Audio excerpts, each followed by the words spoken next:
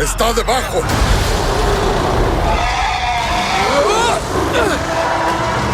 Chris, how would you define the importance of animation today? Especially because you have seen the change in many ways since you start so many years ago.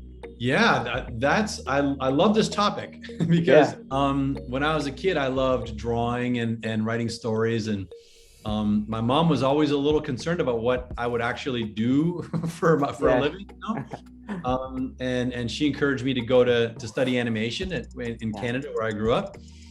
And I'm kind of in a place now. I've been working in animation for about almost 30 years now, and so I'm kind of in a place of kind of taking stock and kind of taking a step back and appreciating how far we've come.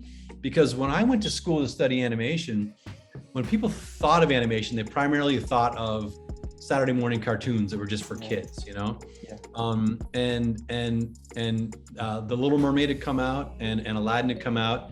But Disney had hardly become what it is today, as far as the animation that they're doing, and since then there's been this massive growth in the animation industry. You know, Disney continued to grow and take on lots of different kinds of stories. Pixar came along and had these really deep and resonant themes they were taking on with their stories.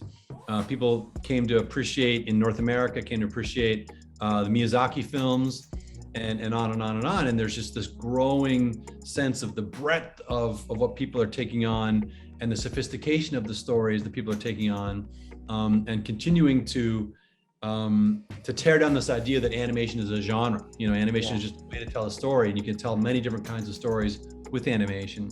And I think people have really come around to that idea.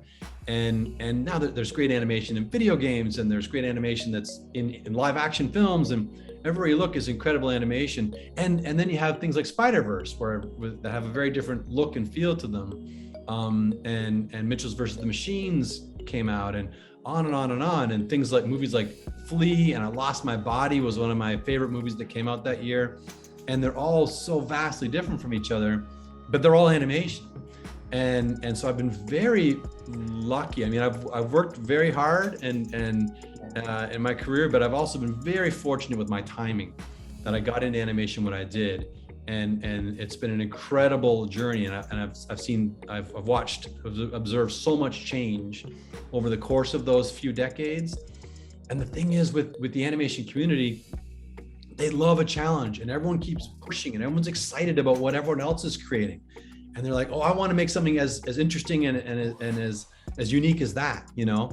And so we're all pushing each other, and we're all thrilled by each other's success, you know?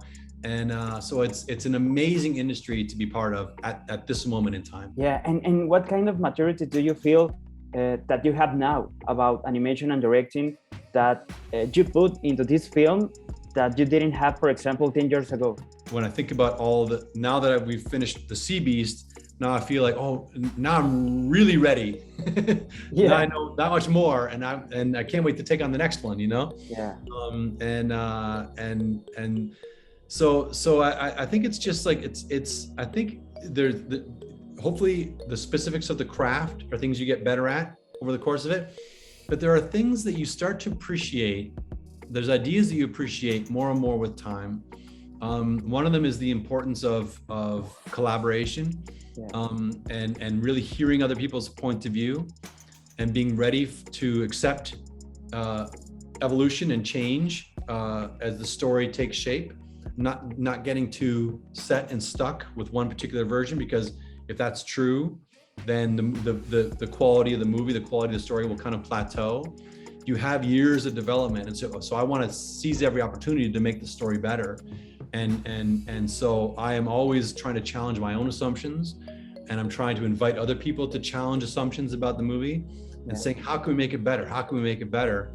And I think where maybe when I started in my career, I might have been a little more fearful of change and evolution over the course of the development of the story.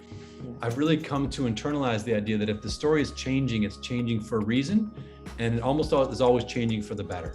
So I'm always trying to be open to new and better ideas. And talking about this story, what 3 elements will you say will make the audience fall in love with? Well, hopefully the characters and the character dynamics, you try to create characters that are going to be great foils for each other, that are going to bring out the best in each other.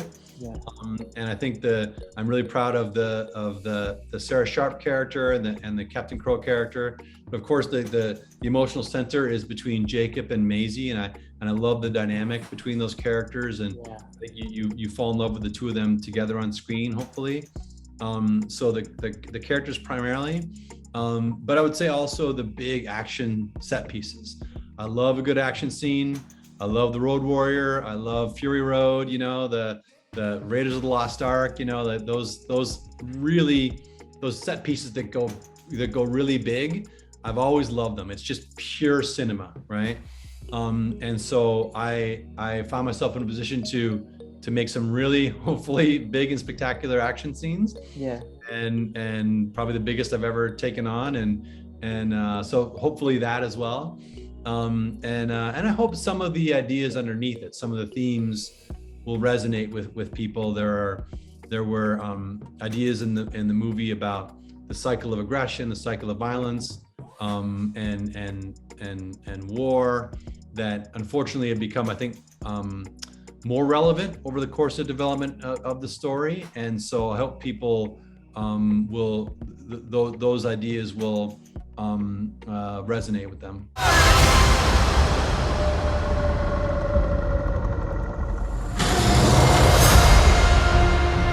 No te preocupes. Si hay una de esas cosas a menos de 1 kilómetro, la sentiré.